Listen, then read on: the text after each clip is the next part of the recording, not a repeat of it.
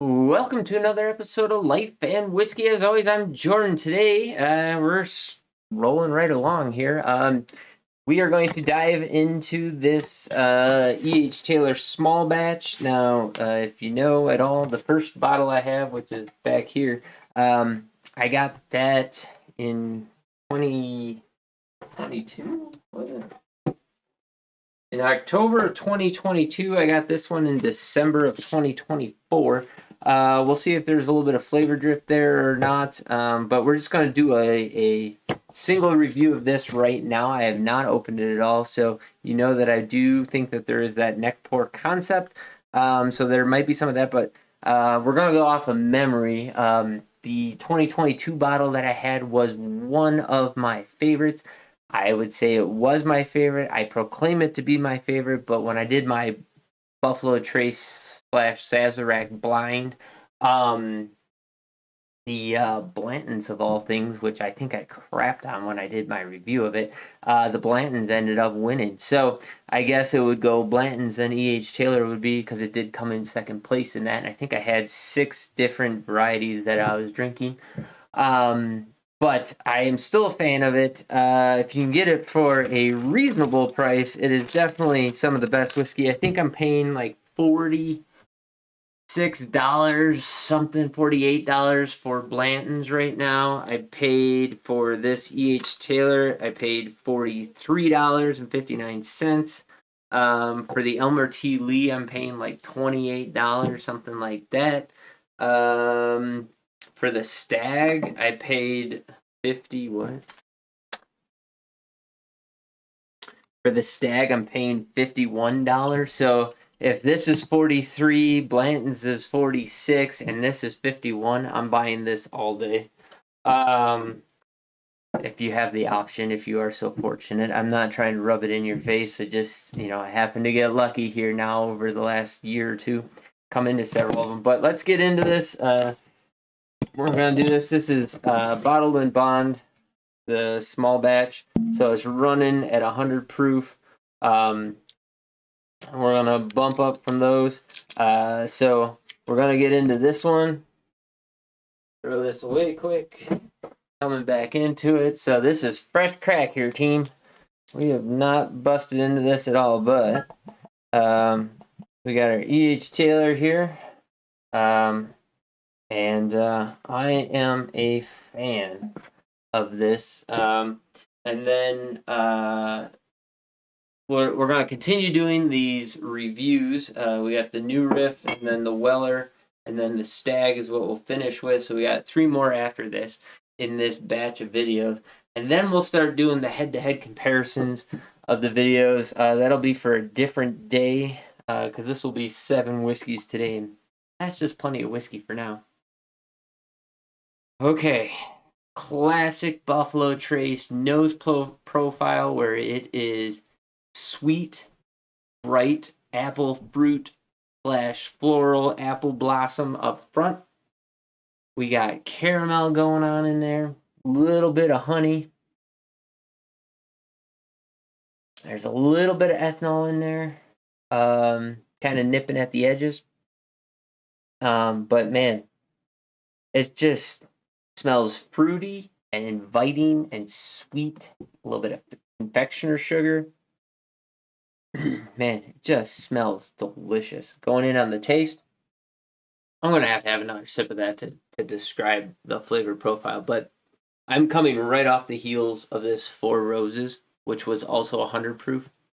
They couldn't be more different.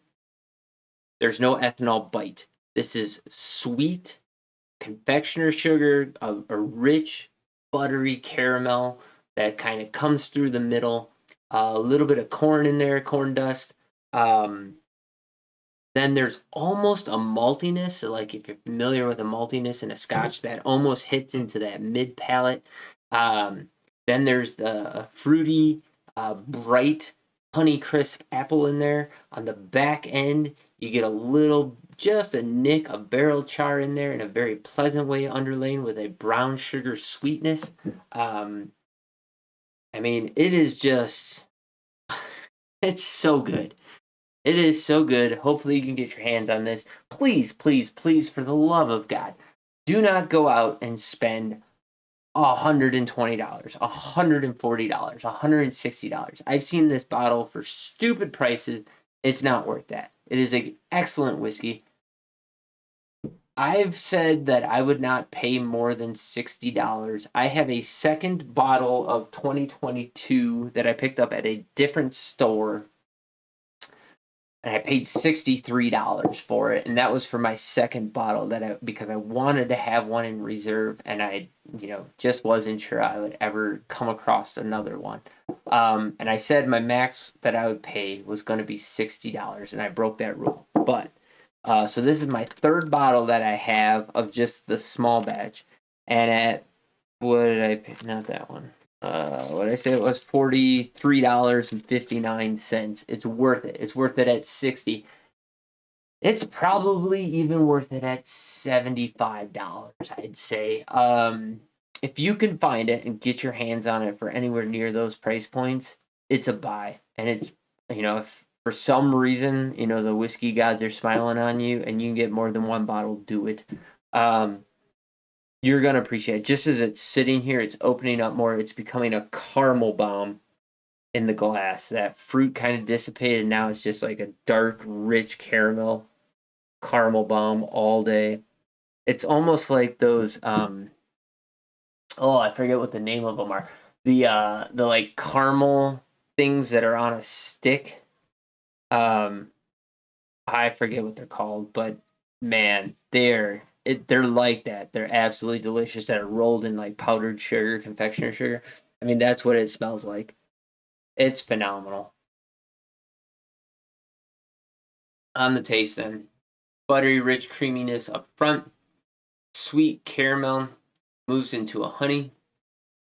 Oddly enough, there's really not much fruit in the flavor profile. It's more of that savory, rich, creamy, sweet notes. The caramel really is dominating the flavor profile. It is absolutely excellent. I really am digging it. There's a nice oak on the back end of it that kind of rounds it out and brings it back home into bourbon. Yeah, there's just nothing bad to say about it. So there you go.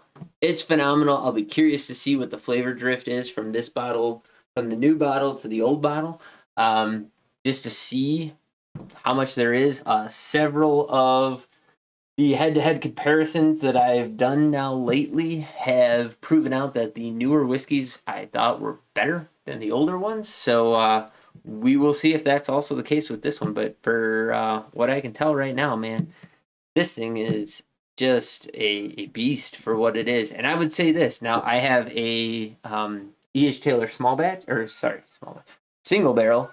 I was not overly impressed with it. I would much prefer this to the single barrel, but I have not had one of the barrel proofs yet. I also have the E.H. Taylor, just the standard rye, not the barrel proof rye.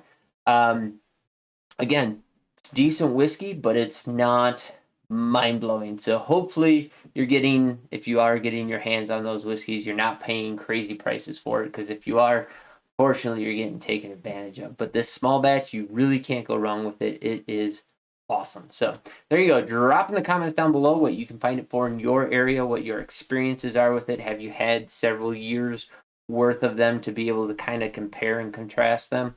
I'd be curious in hearing what you have to say about that. But for now, thanks for watching. You guys have yourselves a great day. We're going to continue on. We got 1, 2, 3 more to go.